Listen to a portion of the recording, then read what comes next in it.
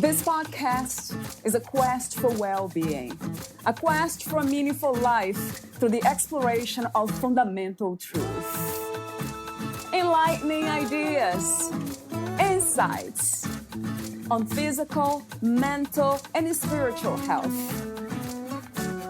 The inspiration is love. The aspiration is to awaken new ways of thinking that can lead us to a new way of being well. Welcome to Body, Mind, and Soul Healing Conversations.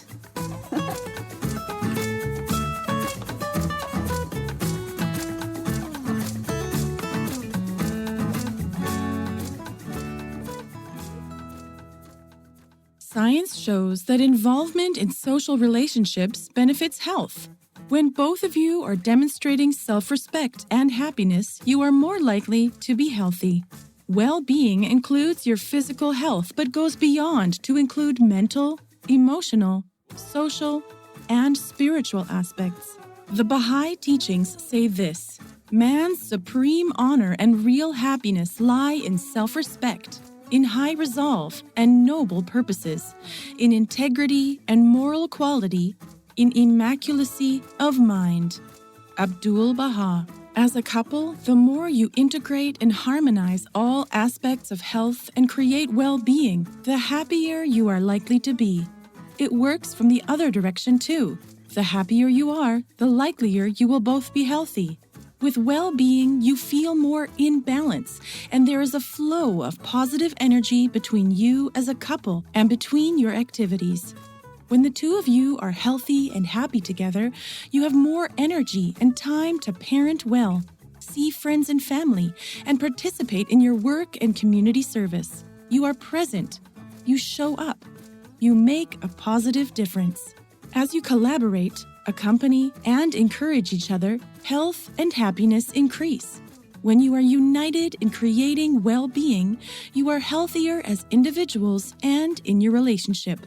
Science has discovered this insight: eating right and moving more, especially if we want to do these things on a regular basis and over a long span of time, are easier when we are inspired, cajoled, praised, and supported by the people who matter the most to us in our daily lives.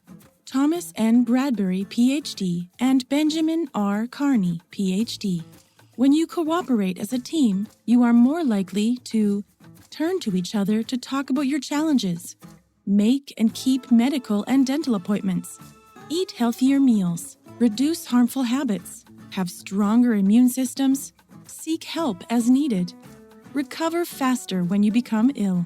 As equal partners, you look at the totality of your lives and choose the roles and responsibilities that are fair and respectful to both of you. You avoid the pitfalls of dominating each other, doing constant reminders, hiding behavior, or criticizing each other's actions. Instead, you look for ways to share your experiences, and you are more likely to encourage and help each other.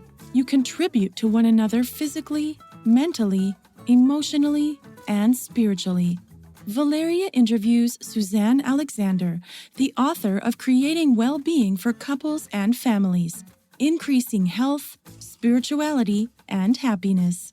Suzanne M. Alexander is a relationship and marriage educator, author, coach, and publisher with Marriage Transformation at the website marriagetransformation.com. Her online learning platform is transformationlearningcenter.com. Suzanne believes that knowledge and skill building are vital for healthy people and relationships.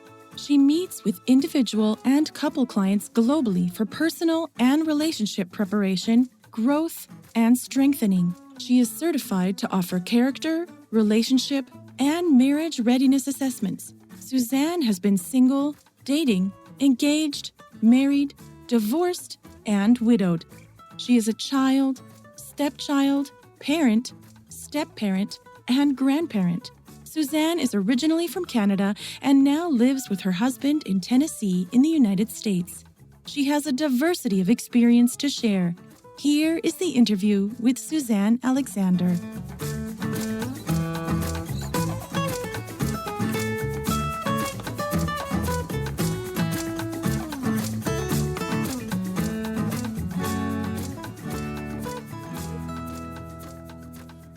In your own words, who is Suzanne Alexander? Suzanne is a passionate person for the things that she believes in and that she advocates for.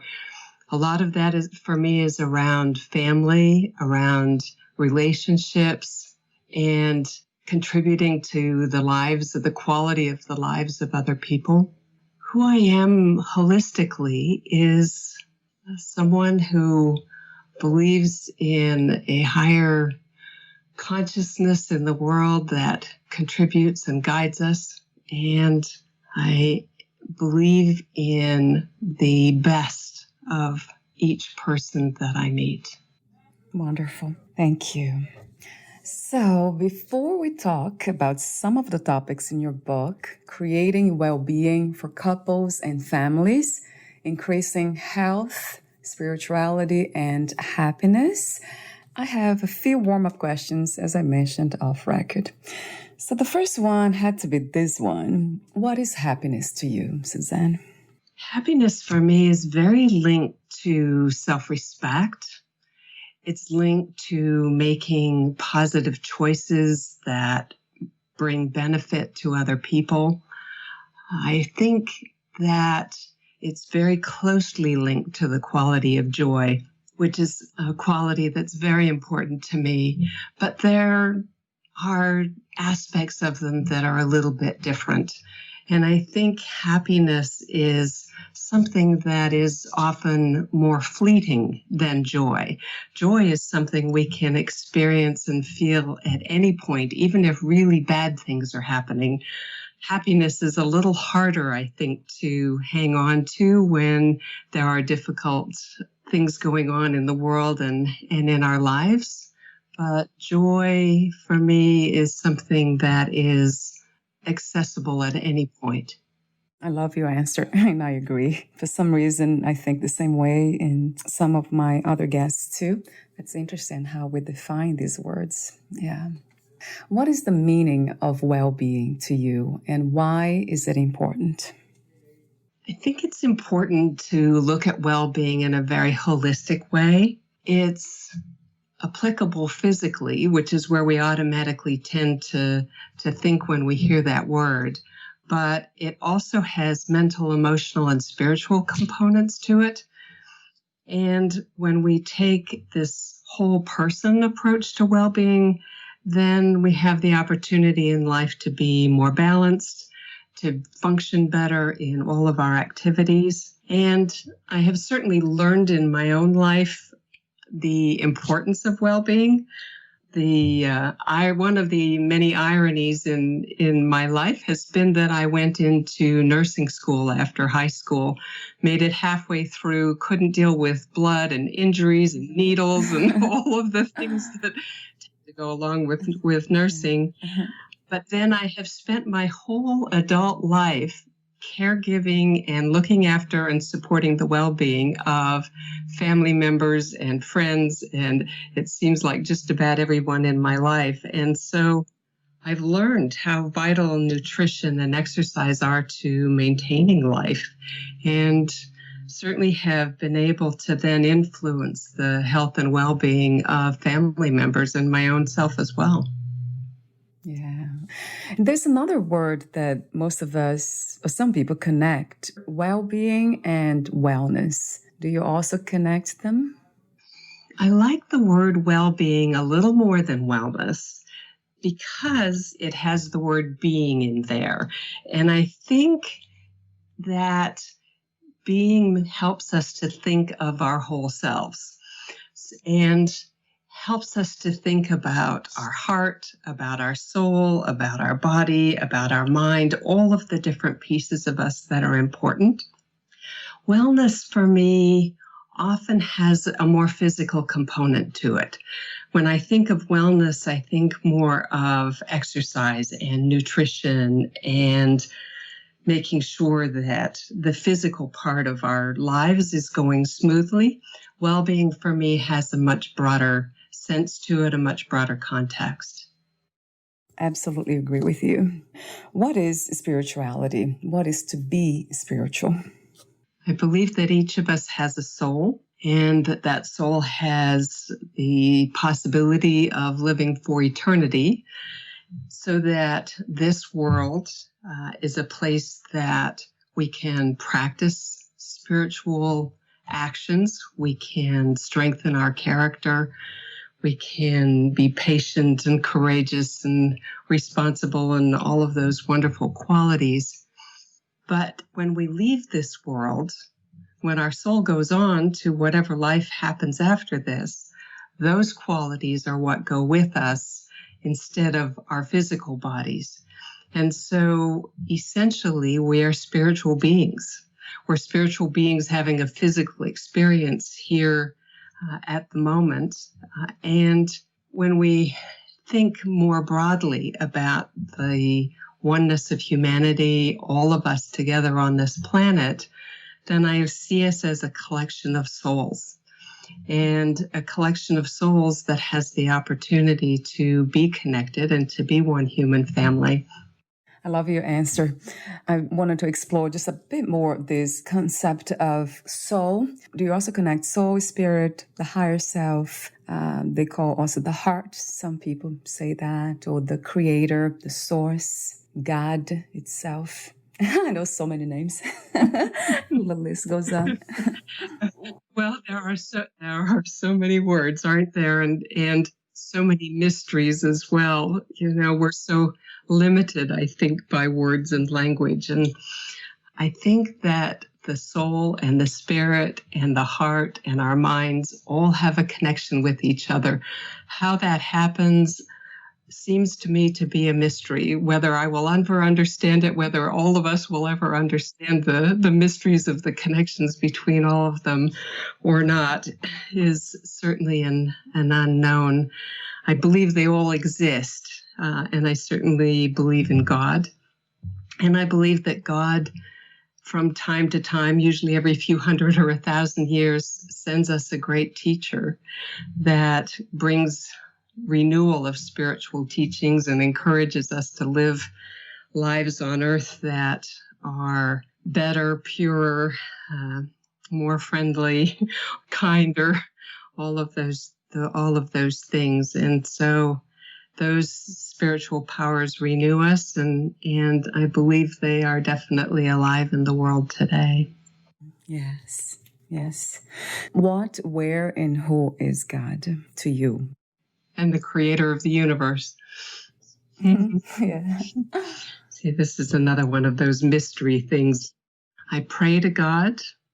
I trust that he or she, or whatever words you want to use, has created the universe, has created all of us, and that we also have free will.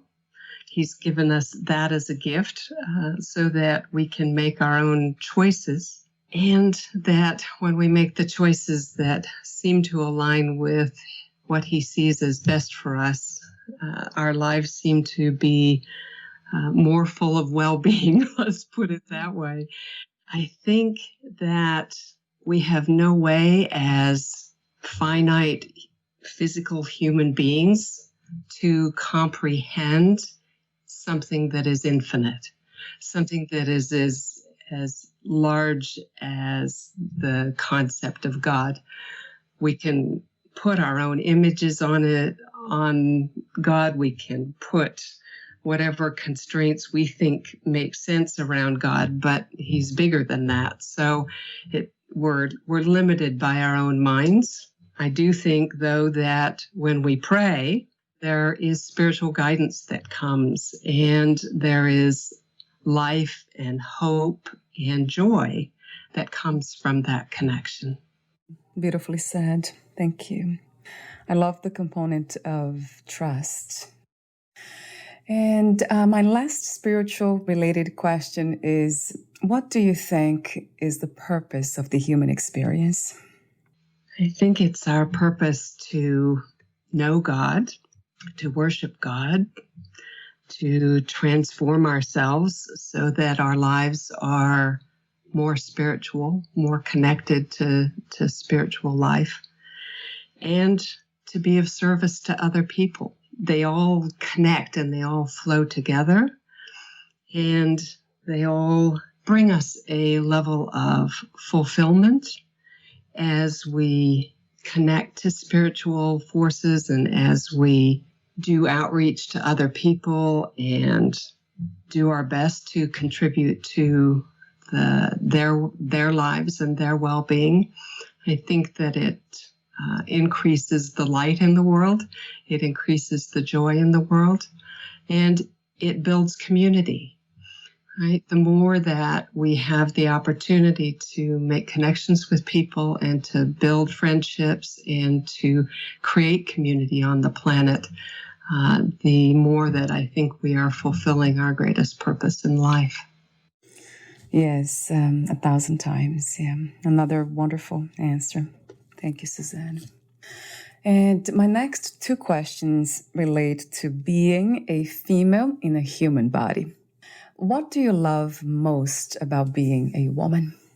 Being a woman in these days is both exciting and enormously challenging. I think that we have more opportunity for voice in the world. We have more opportunity to participate in all aspects of life. And I very firmly believe that men and women from a spiritual standpoint and a mental standpoint are equal, that there is a vital element of respect that has to be there between a man and a woman. And we're not there yet, right? This is a work in progress. And so I feel like in my own life, in my own marriage to my husband, that there is a high level of respect and valuing each other. And I feel very much like I have a voice. Having a voice in the greater world sometimes is a little harder. And I see women around the world still very much struggling to be part of the human family. And I'm happy to be a woman. I'm happy to have the emotions and the intuition and the strength that comes from being a wife, being a mother, being a daughter, being a sister, being a friend. And I think that it's a blessing overall to be a woman, and very happy to be one. Yeah. Yes. What is freedom to you, Suzanne? What is to be free?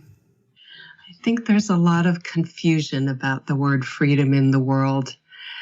Often people take it as the ability to do whatever we want, the ability to just make our rights and ourselves more important than other people. And if you think about a wild animal in the field, it has complete freedom. It certainly has more freedom often than I do. But what gives us the ability to function as human beings with each other in a peaceful way and in a harmonious way is that at times we sacrifice our own wishes to give respect to laws, to order, to a planet that can function in harmony. So freedom for me is definitely linked to the ability to worship God as I choose. It's the ability to choose my work, the ability to choose mostly my life circumstances. But I think freedom also works better when there are a certain level of constraint. I appreciate having traffic lights when I approach an intersection, for example. I am very glad that my freedom is restricted to a certain extent so that my safety is paramount in that circumstance. And I think often the value that we place on freedom has more to do with selfishness than it does to really recognizing that we are an interconnected society. Right. So true. Yeah, well said. And At this time, what do you think is the world's greatest need? And do you have a vision for a new reality? I think the greatest need in the world is for unity. Bottom line, which is very linked to well-being, of course, too. And well-being and unity are both linked to self-respect, aren't they? The respect that we hold for other people. I think that for myself, I have chosen to be a member of the Baha'i faith. When I look at the Baha'i teachings, which to me are the most recent message from God, I am filled with joy because what Baha'u'llah has brought in his teachings are the pathways and the ways to achieve unity on the planet. Very much the oneness of humanity and the insistence that everyone on the planet be educated, and the possibility in the future of a world language so that we can all be communicating with each other and connected, and so many more aspects. And the teachings that help me to transform my life on a daily basis, little by little, day by day, and offer to other people the opportunity to transform their lives. And so it's a very joyful place to be, and I so much appreciate being part of a faith community and very much part of connecting to teachings that help the world make sense, which it's very difficult to make sense of so much of the world these days. But I look at it as there are many positive things being built up in the world and many negative things that are dying. And so it's a dual process that will lead us eventually to a world civilization that is stronger and healthier and unified. I love this idea. What is interesting to know is that we are already united. We are already one, but it's becoming aware of that. I agree with you. That's the reality, that we are all one, and it will take time for everyone to realize that and to behave in alignment with that. Speaking of unity, my last warm-up question is this one. Is about love. What is love to you? That's another one of those mysterious, complex questions. Love for me is everything from gravity. It's the force that holds everything together, to our very human experience of feeling positively towards another human being in such a way that it connects us, it connects our hearts. And because I'm a relationship and marriage coach, obviously I believe in love in relationships as well, of the ability to show thoughtfulness and caring towards someone else, to respect them as another human being, and to see the best in my partner and in other people, to see that soul in them, I think generates the ability to love people even when they are difficult to love. Right. And that is an interesting challenge, right? That we learn so much more about ourselves in those situations than anything else. So let's talk about your work. My first question is, how did you become a writer? I think I first fell in love with writing in English class in high school, although I was frustrated at some of the constraints.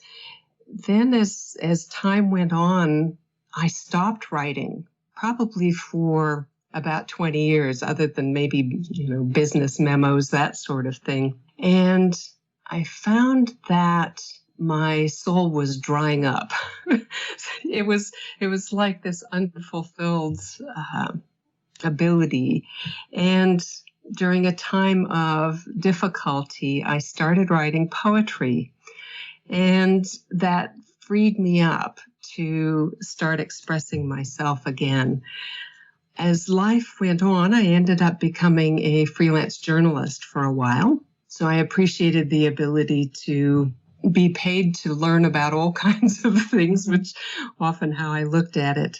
And then when I married my now late husband, we started to see lots of people in our lives that were hurting, that needed help with relationships and marriage. And he and I looked at each other and we said, we're smart people. We don't really know exactly what we're doing, but we ought to be able to somehow figure out how to make a difference for people. And so I started to put together a marriage preparation workbook. That was the first one. And since then have been inspired to write books for couples, for individuals, for men, for women. And every time I turn around, it seems like there's another book hopping. I think I've got about 4 going at the moment. So it's a gift. Wow. It is a gift, yeah, writing. Wow, for sure.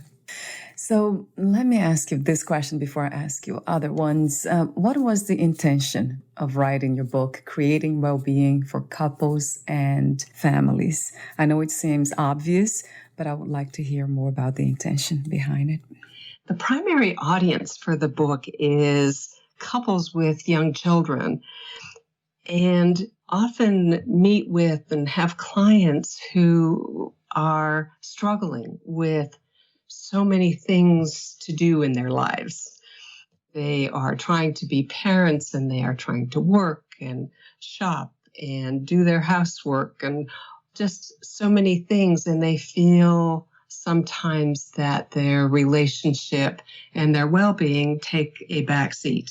And I often these days see couples who are in their 50s with young children, because often people have been marrying late and they struggle with well-being because their bodies are aging, in addition to all of the other responsibilities that they have. And so I wanted to put together a book that had very short, very simple, easy to access, easy to do things so that they could bring it into a life that was already full and busy and yet still make progress with well-being.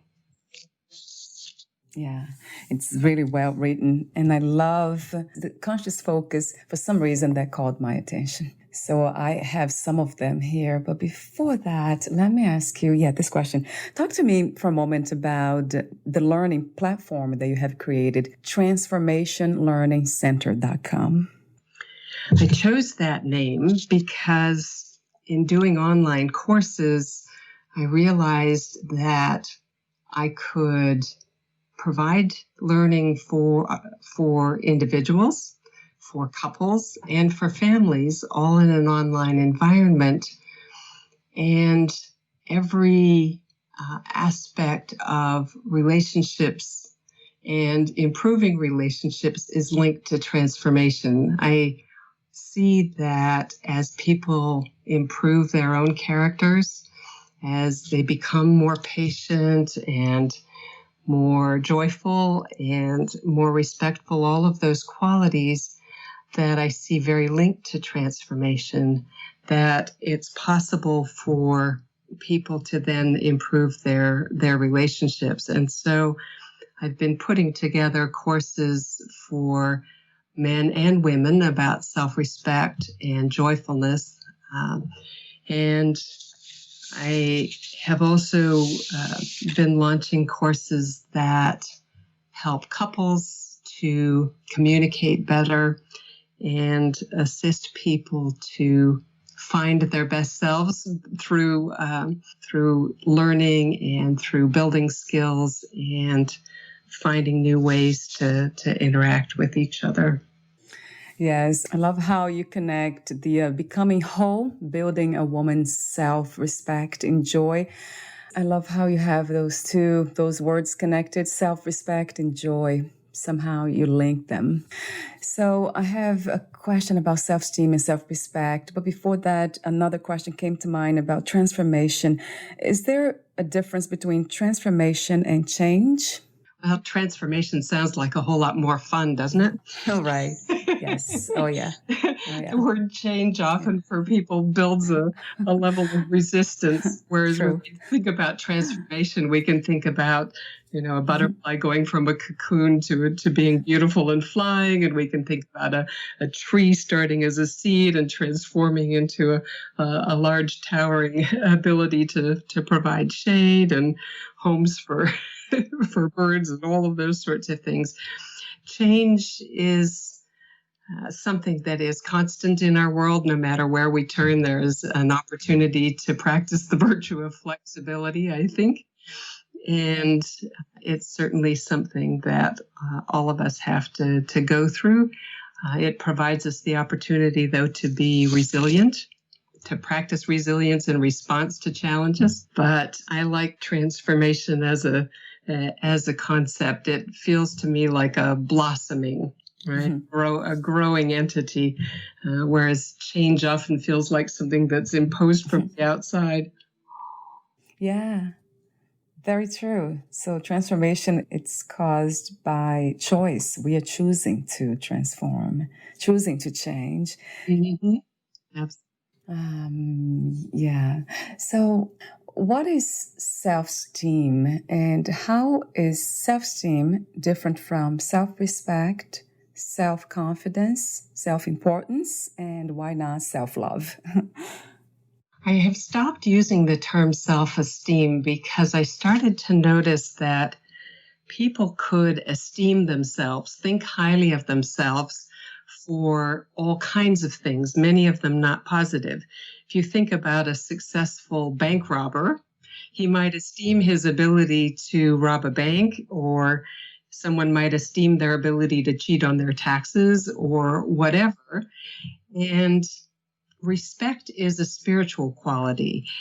I find that if I use the term self-respect, that it brings spirituality into the space, and it is a word that is automatically then associated with positive actions and positive things happening that benefit people. Of course, I suppose a bank robber might think that the way is benefiting people too, but I would say in the greater moral scheme of things, that's not the case.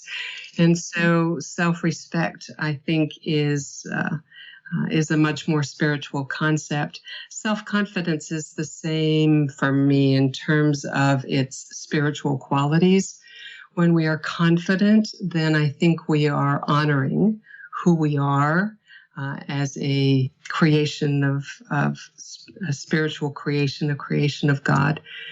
And when we are confident, then we are using the best in ourselves, and that's what it is that we're then presenting to the world.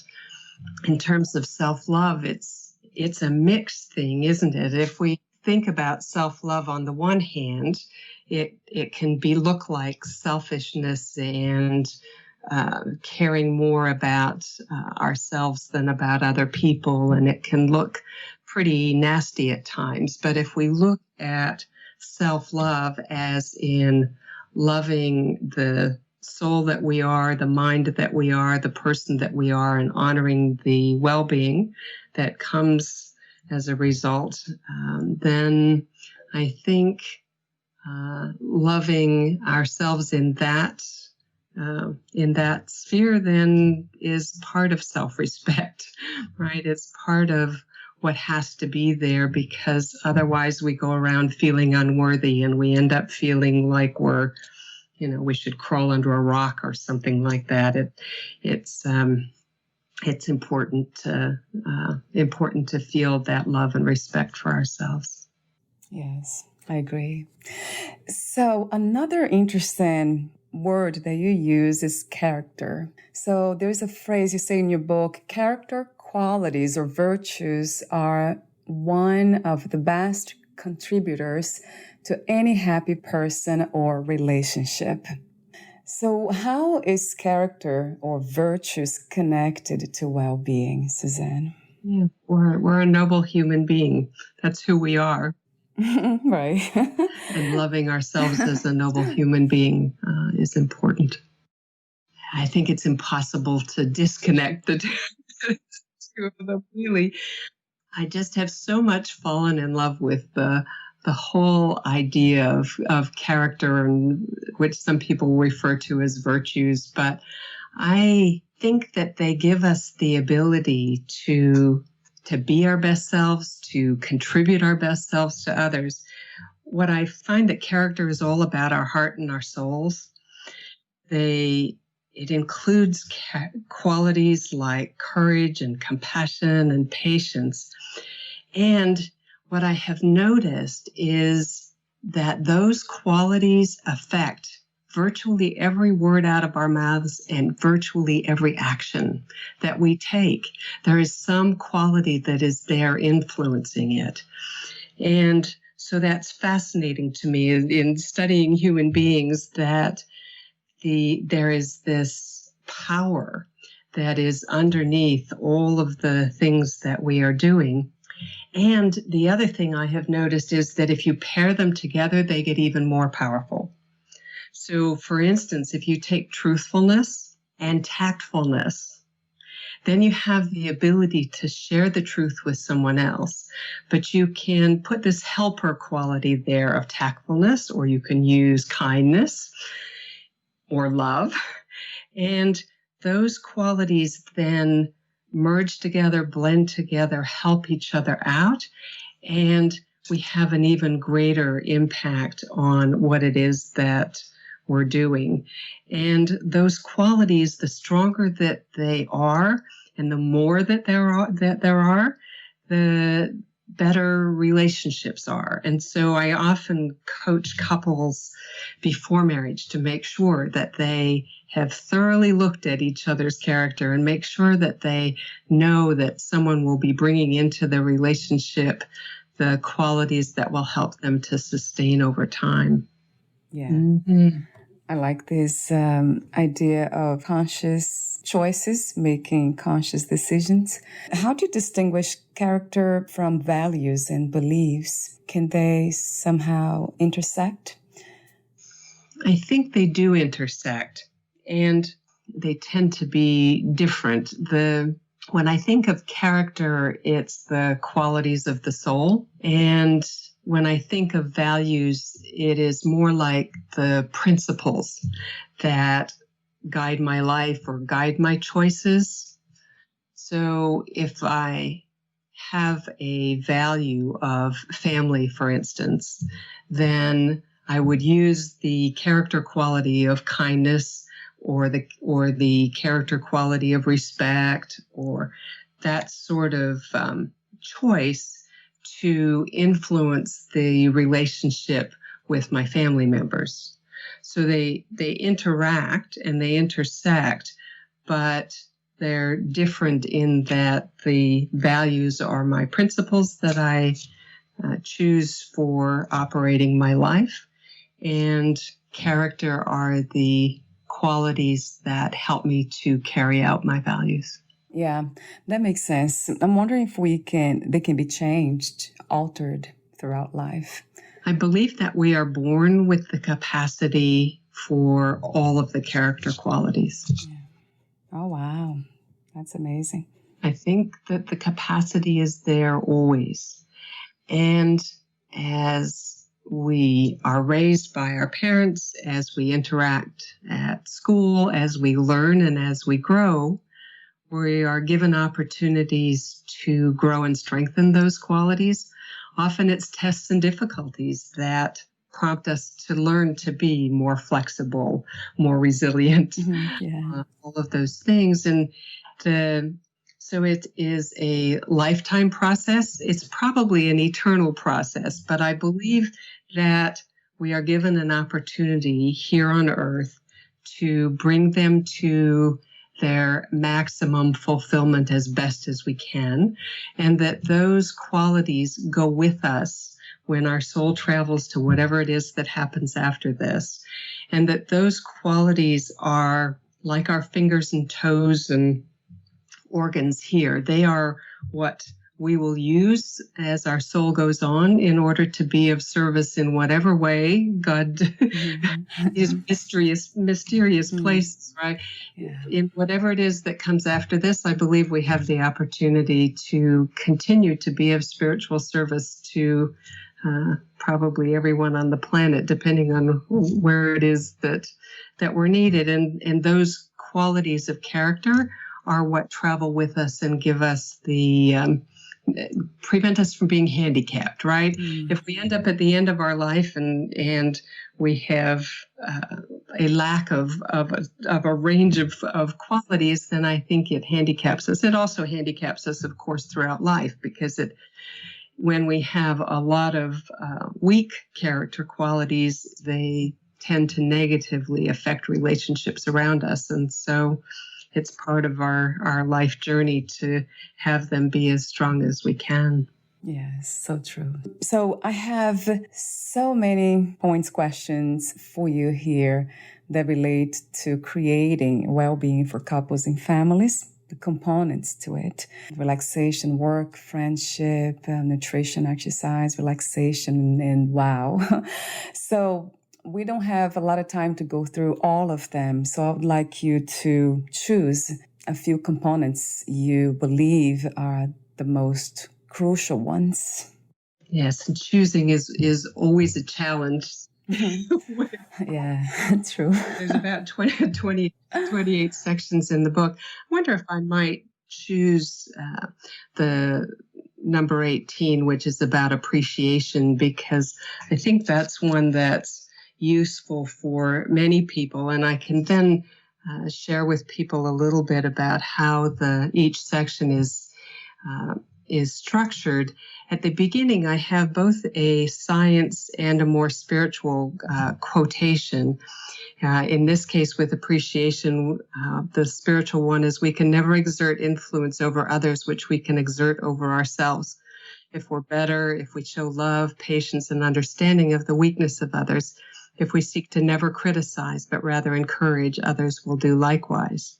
And below the quotations then are some reflection on the topic. And I'll just read a couple of sentences from that.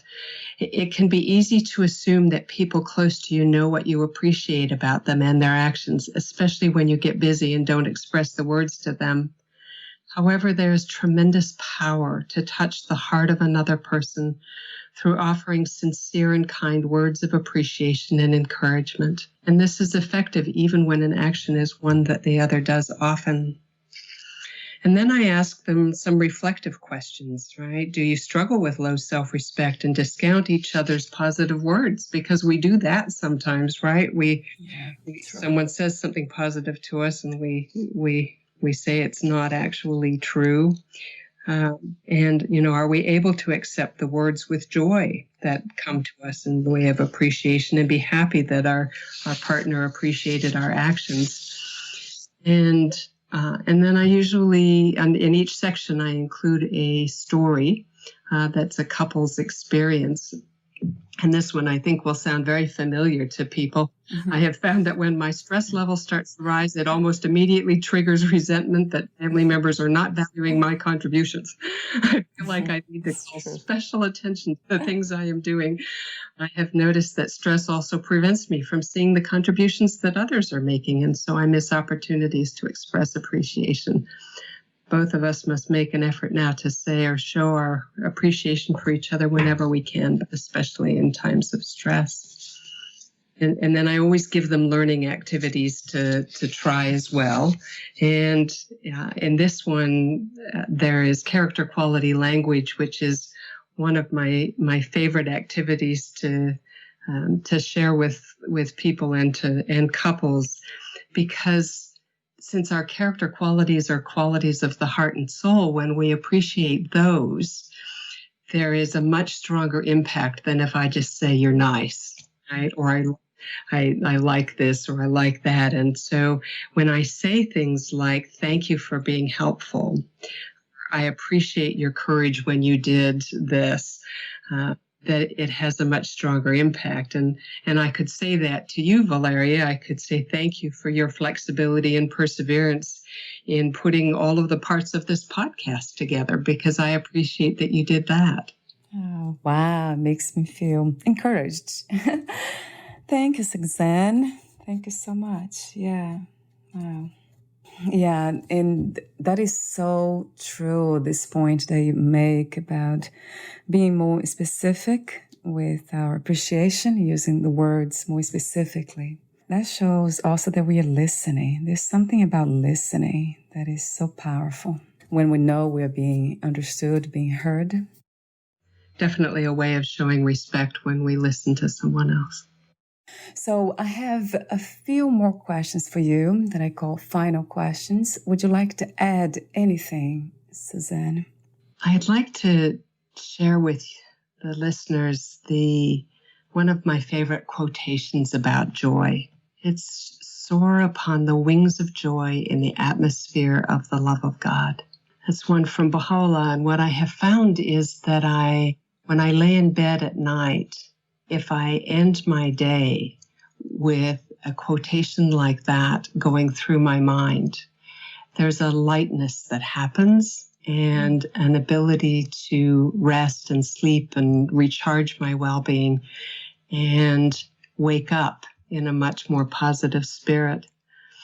And what I love about self-respect and joy is that they are accessible to us no matter what is going on in our lives or in the world. Yeah. Yes. Yes, yes, yes. For the rest of the interview. It's true. So true. It's a practice, a wonderful practice. I agree. And there's anything else you'd like to add or say? I'd like to add a moment of encouragement for all of the people listening, that they have the ability to practice holistic well-being. I think often it's easy for us to get sucked into social media, into the news, into all of the things that are happening around us, and take on those negative vibrations and allow them to negatively affect our well-being. And I want people to understand that they have choices, that they can make choices that improve the well-being that they experience within themselves and in their relationships with other people. And that as their thoughts become more positive, that those thoughts will travel throughout our world and help to create well-being for everyone. Wow, how beautiful. Thank you for your amazing intention, this vision. Yeah. And my final questions, I have 2 questions for you. If you knew you would die soon, meaning losing the body, would you make any change in your life or do anything differently? I might be a little less worried about the virus at the moment, I suppose, and connect with people. But so other than that, yeah, it's a good question, Valeria. If I knew I were going to die soon, what would I do differently? And it's interesting because it pulls me back to thinking about well-being. Have I done everything that I possibly could in my life to transform my character, to contribute to the transformation of other people? And it would have me assess whether I had any dangling strings, so to speak. Things that needed to be tidied up. Was there a conversation I needed to have with someone? Was there something I needed to forgive? Was there something that I needed to pay attention to and make sure that it was in order so that after my passing, things were easier for my family?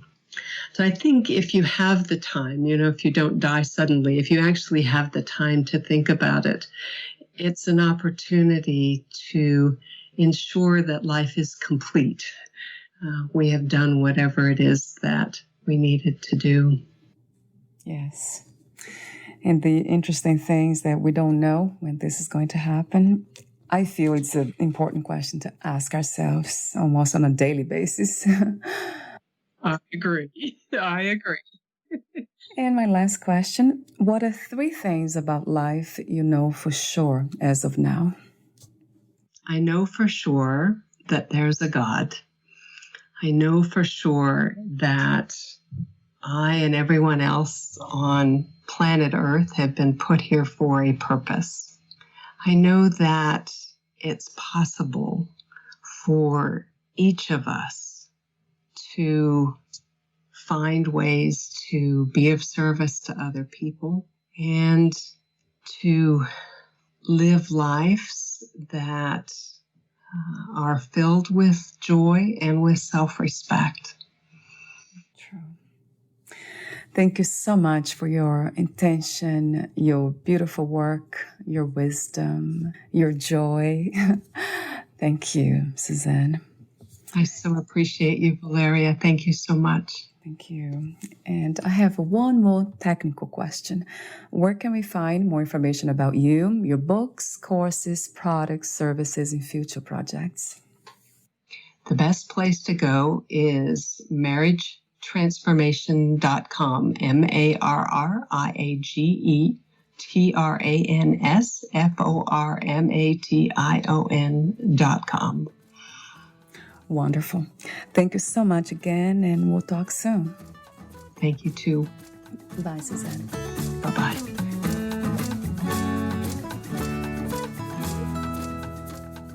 Thank you for listening.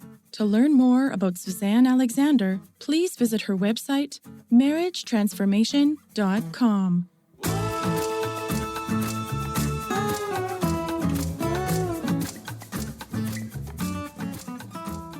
To learn more about this podcast, please visit fitforjoy.org/podcast. I want to thank the Patreon members, Lawrence McGrath, Mark Basden, Terry Clayton, and Aidan Vickrock. Thank you again for listening, and bye for now.